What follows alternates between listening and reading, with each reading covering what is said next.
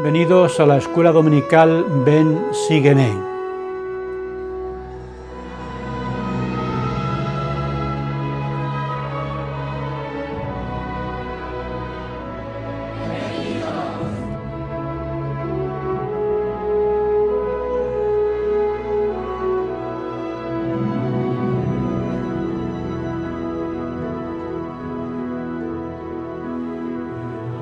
En estos capítulos vemos algo que podría ser una fotografía que sacó Mormón con la cámara del tiempo 2000 años antes de nuestra sociedad.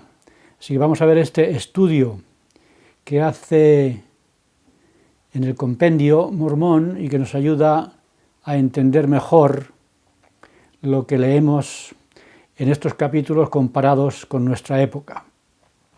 Porque estos capítulos del 1 al 6 de El Amán muestran los problemas que tenemos hoy y da soluciones, o estos capítulos dan soluciones para los que quieran escucharlas. Qué pena, diría yo, que no se incluya el libro de Mormón en el plan de estudios de las titulaciones de grado en la carrera de Ciencias Políticas y Gestión Pública de las universidades, porque con esta lección aprendemos algo sobre la ciencia del buen gobierno, es decir, gobernar a la manera del Señor. En las lecciones anteriores hemos visto a Paorán gobernando al pueblo de Nefi como el juez superior. Ahora, muerto Paorán, el pueblo tuvo que elegir a su sucesor, y 3 hijos de Paorán se presentaron como candidatos al puesto. Fueron Paorán, Paanki y Pacumeni. En las elecciones el pueblo eligió a Paorán hijo. Pacumeni aceptó la decisión del pueblo, pero Paanki pidió a sus seguidores que se rebelaran contra su hermano.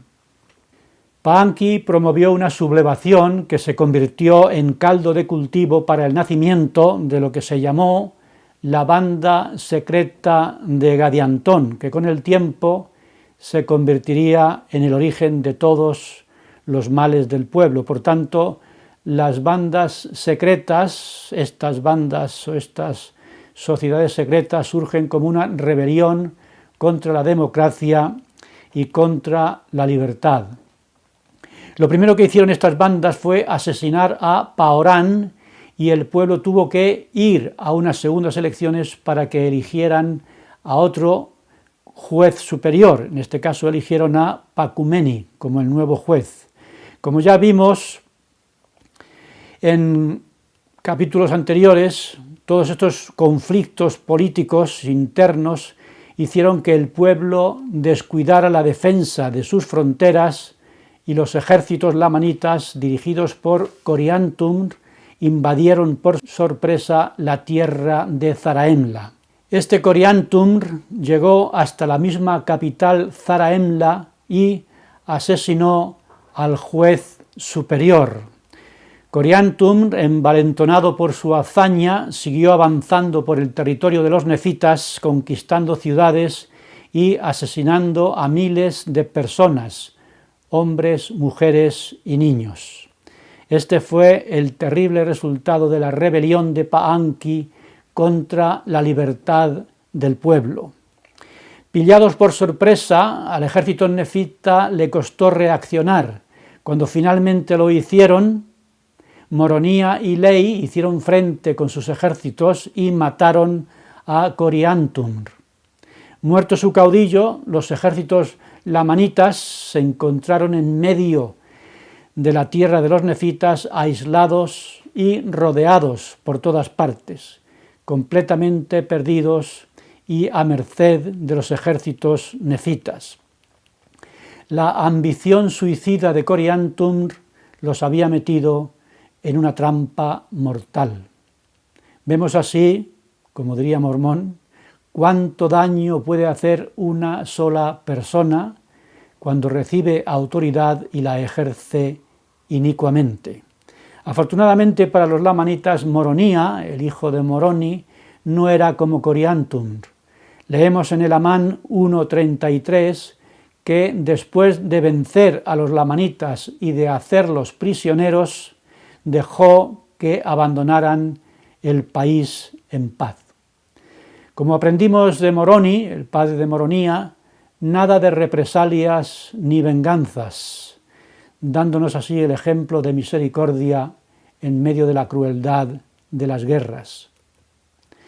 Y yo creo que esta misericordia mostrada por Moronía fue una semilla plantada en el corazón de estos lamanitas, cuyo fruto se recogería tiempo después, cuando Nefi y Lei, los hijos de Elamán, fueron a predicarles, como leemos en el capítulo 5, y estos lamanitas aceptaron esta predicación y se bautizaron, convirtiéndose en una herramienta en las manos de Dios para la conversión de los mismos nefitas, como leemos en el capítulo 6.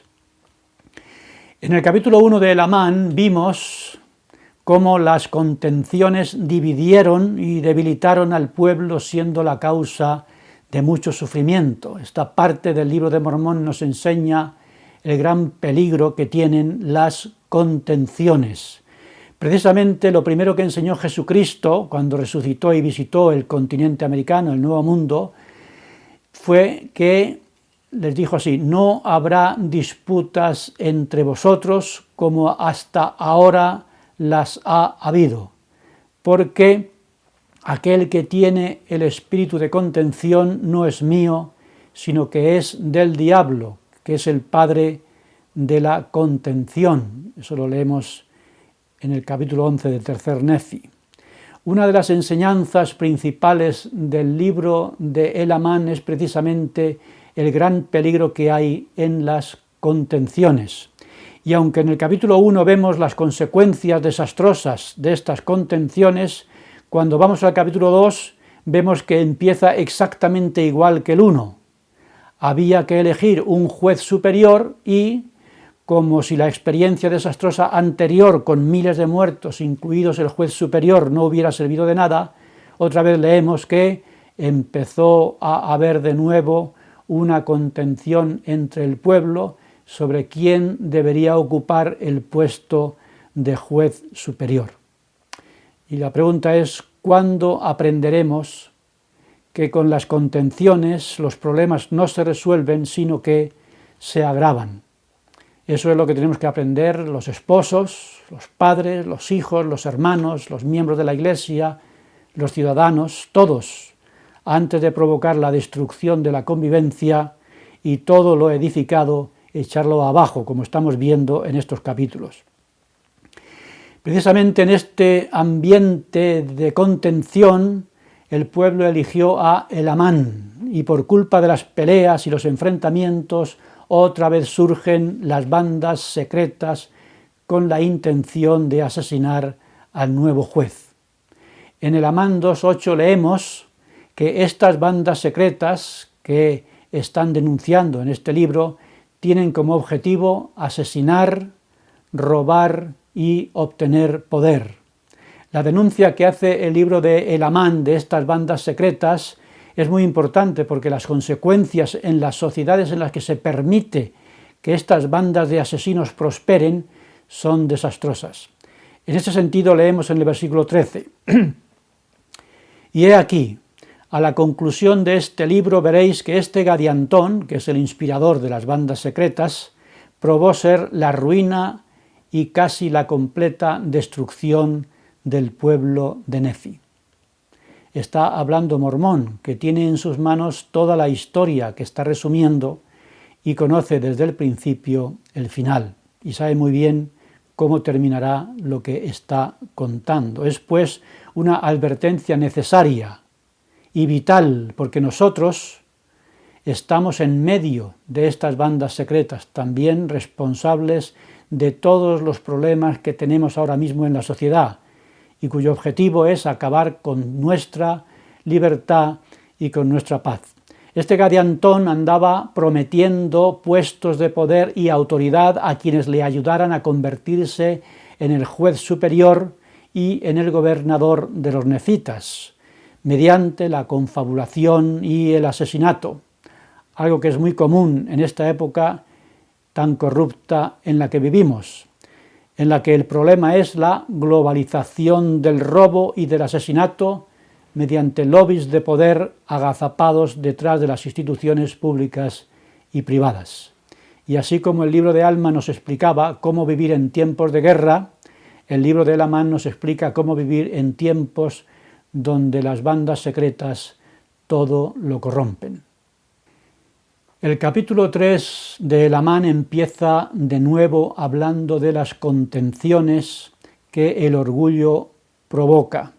En este ambiente de contención y corrupción, el hecho excepcional es que Elamán, el juez superior, el gobernador y presidente del gobierno, podríamos decir, a pesar de las influencias corruptoras que le rodeaban, leemos que ocupó el asiento judicial con justicia y equidad, esforzándose por cumplir los mandamientos de Dios, demostrando que es posible ser un político honrado a pesar de las presiones corruptoras que siempre rodean a todos los políticos.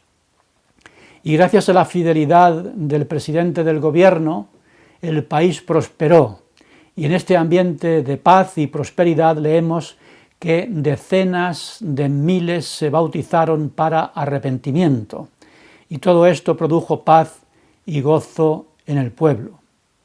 Con Coriantum aprendemos cuánto mal puede hacer una sola persona inicua, y con Elamán comprobamos cuánto bien puede hacer un presidente del gobierno. En estos capítulos del libro de Elamán aprendemos que el problema principal que impedía disfrutar de esta paz y prosperidad eran las bandas secretas de Gadiantón, siempre agazapadas en la oscuridad para dar un zarpazo y acabar con la paz. La libertad y la prosperidad del pueblo, que tan difícilmente se consigue, están siempre en peligro por culpa de estas bandas. El capítulo 4 de Elamán empieza hablando otra vez de las contenciones. En Elamán 4:22 leemos que las leyes que el rey Mosía dio al pueblo de Nefi las habían corrompido y se habían vuelto un pueblo inicuo.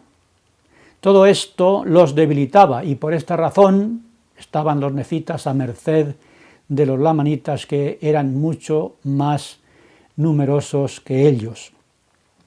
En los versículos 13, 23 y 24 del capítulo 4 de Elamán se confirma esta enseñanza, que lo que debilita a los pueblos es la iniquidad, y que la iniquidad es fruto de la incredulidad. Por eso la solución era la obra misionera. Por tanto, Nefi y Lehi salieron a predicar al pueblo, y leemos en Elamán 4:15 que se arrepintieron y que a medida que se arrepentían comenzaban a prosperar. La obra misionera es una parte importantísima en la solución de los problemas de este mundo. En el versículo 11 de Elamán 4 leemos que estas grandes pérdidas y esta gran mortandad no habrían ocurrido de no haber sido por la maldad y abominaciones que había entre aquellos que profesaban pertenecer a la Iglesia de Dios. Es decir, que en aquel momento había demasiados miembros de la Iglesia que lo eran solo de nombre. Y en Elamán 4:13 se insiste en esta relación causa-efecto entre la iniquidad y la destrucción que estaba ocurriendo en el pueblo. Y yo no sé cuándo vamos a entender que la solución está en arrepentirse, cambiar y cumplir los mandamientos de Dios. Uno de los mandamientos es precisamente respetar las leyes del país. Cuando el rey Mosía estableció el gobierno de los jueces, Recordamos que dijo a su pueblo: escoged jueces por medio de la voz de este pueblo, para que seáis juzgados de acuerdo con las leyes dadas por la mano del Señor. Como no es cosa común, decía, que la voz del pueblo desee algo que sea contrario a lo que es justo, trataréis vuestros asuntos según la voz del pueblo. Y si llega la ocasión en que la voz del pueblo escoge la iniquidad, entonces es cuando los juicios de Dios descenderán sobre vosotros. Lo que se está diciendo aquí es que la democracia o el gobierno por el pueblo, con todos sus defectos, es el menos malo de los sistemas de gobierno. Eso hasta que el pueblo se corrompe. Y aquí somos testigos de esta corrupción, de la corrupción del pueblo y del mal uso que se hace de la democracia. Leemos en el Amán 5:2. Como la voz del pueblo establecía sus leyes y sus gobiernos, y los que escogieron lo malo eran más numerosos que los que escogieron lo bueno, estaban madurando para la destrucción. Como se habían corrompido las leyes, no podían, por tanto, ser gobernados por la ley ni por la justicia, sino para su destrucción. Por eso, nuevamente vemos que, como ya habíamos visto antes, cuando Alma era el juez superior y tuvo que delegar el puesto político en Nefía para salir a predicar, reconoció que los problemas que había en el pueblo solo se podían resolver con la obra misionera. Y en esta ocasión el juez superior es Nefi, el hijo de Elamán, y él también hizo como su antepasado. Entregó el asiento judicial a Cezoram y salió a predicar el arrepentimiento entre el pueblo. Como digo, otra vez, la obra misionera es la solución a los problemas de la sociedad. Los misioneros predicaron a los nefitas y a los lamanitas y se arrepintieron unos y otros. El Amán 5 termina con la vuelta de la paz entre todos, nefitas y lamanitas. Lo que no había sido capaz de hacer la política, lo hizo la religión. Si los gobernantes del mundo se dieran cuenta de esto y de verdad estuvieran preocupados por el bienestar de su pueblo, pedirían que los misioneros de la Iglesia entraran en sus países para que les ayudaran a tener paz y prosperidad, como leemos en el capítulo 6 de El Amán, el último de la lección.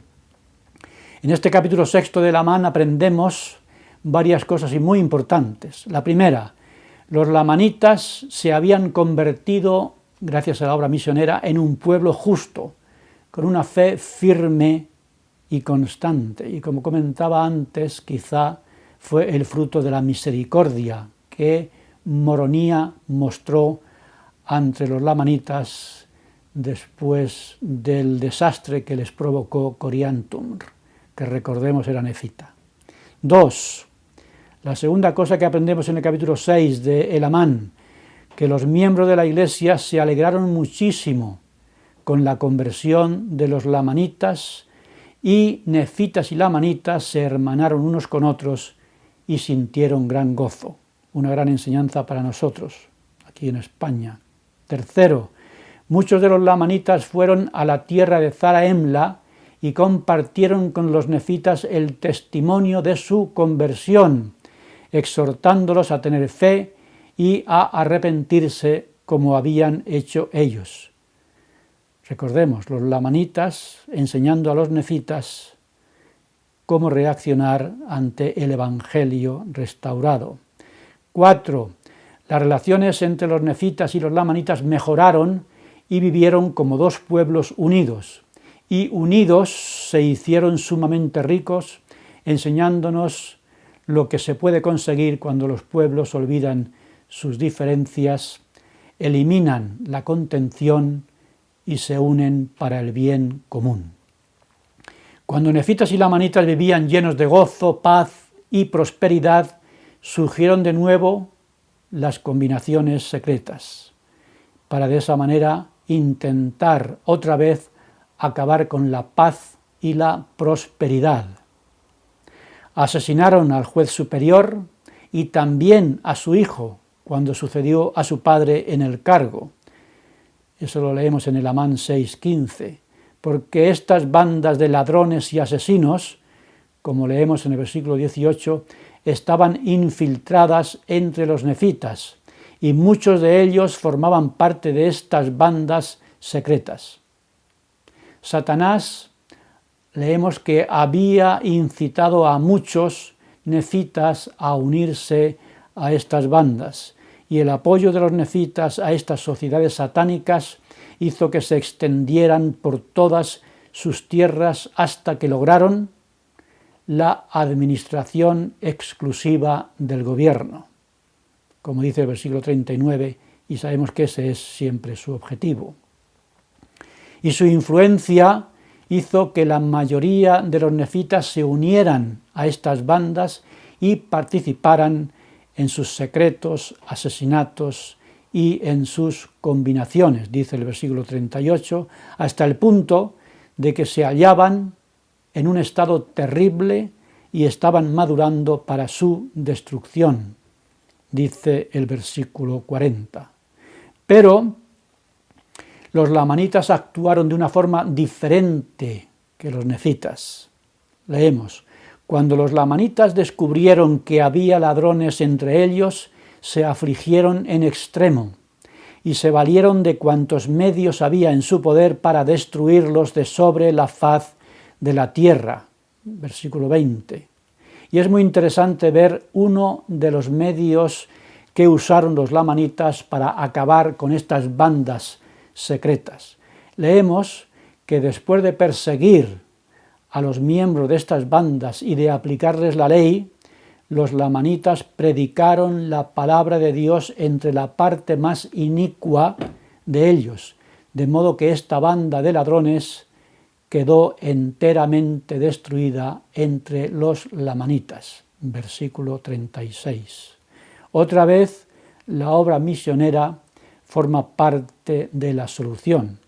¿Y por qué es la obra misionera una parte fundamental en la solución del problema de las bandas secretas? Pues porque, como leemos en los últimos versículos de este capítulo 6 de El Amán, es Satanás el que está detrás de estas sociedades secretas, que Satanás es el promotor de las obras de tinieblas y asesinatos secretos, conspiraciones, juramentos, pactos y planes de terrible maldad según el dominio que logre sobre los corazones de los hombres, como leemos en estos versículos. Satanás fue, como recordamos, el promotor de la primera guerra en los cielos y está detrás de todas las guerras de la tierra desde entonces. Y Satanás es también el ideólogo de las bandas secretas, y lo es desde que se confabuló con Caín para matar a Abel, convirtiéndose en el inspirador de todas las bandas que buscan el poder mediante el robo y el asesinato. Estamos hablando, por tanto, de un problema espiritual que tiene una solución espiritual. Resumiendo, leemos en esta lección que el Amán puso a sus hijos los nombres de Nefi y de Lei para que el ejemplo de sus antepasados les ayudara a ser fieles como lo fueron ellos. Y les pidió que edificaran su vida sobre la roca de nuestro Redentor. Capítulo 5, versículo 12, que es el título que tiene la lección. Esa roca sabemos que es Cristo. Para que Satanás no tuviera poder para arrastrarlos al abismo de miseria y angustia sin fin, como ha hecho con tantos millones de personas desde el principio, el consejo es edificar nuestra vida sobre la roca de Cristo, que es nuestro Redentor. Ahora vivimos en tiempos peligrosos en los que las bandas secretas amenazan con destruirnos a todos. La situación solo tiene una solución: arrepentirnos de nuestros pecados, eliminar las contenciones y las divisiones y edificar nuestras vidas sobre Jesucristo y su Evangelio, tal y como se ha restaurado. Y como leíamos en el Amán 4:11, ser miembros de la Iglesia no solo de nombre. Ya sabemos que la Iglesia es verdadera. La pregunta es si lo somos nosotros también. En el Amán 4:23 y 24 leemos que la Iglesia se debilita cuando sus miembros no cumplen los mandamientos. Y una iglesia débil no puede cumplir su misión. Solo el Evangelio de Jesucristo tiene la solución a los problemas de este mundo. Edifiquemos, pues, nuestra vida sobre la roca de nuestro Redentor si queremos estar seguros en un mundo edificado sobre las arenas movedizas de Satanás que están a punto de tragar a un mundo que se halla a un paso del colapso final, como se ha profetizado.